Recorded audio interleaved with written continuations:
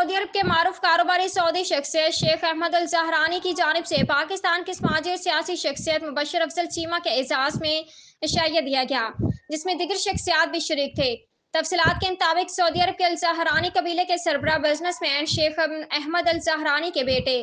और company director Abdullah ज़हरानी की जानिब से दिए गए इशाइये में गुजरावाला के साबिक चेयरमैन बैतुल माल और पाकिस्तान तहरीक इंसाफ गुजरावाला के नायब सदर मुबशर अफजल चीमा, उम्मीदवार सूबाई असम्बली 61 के एजाज में इशाइये में चौधरी अकरम फैज, चौधरी काशिफ जावेद नंबरदार और खालिद नवाज चीमा शरीक थे। इशाइये के दौरान पाकिस्तान और सऊदी अरब की आवाम के दरमियान मिसाली दोस्ती और खुलूस पर खुशी का इजहार किया।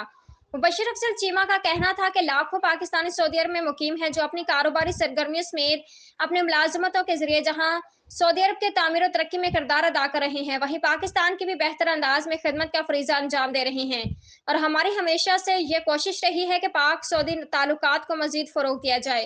मुबशर अफजल चीमा ने पुरतकल्लुफ इशाइया देने पर शेख अहमद अल ज़हरानी और अब्दुल्ला अल ज़हरानी का शुक्रिया अदा किया।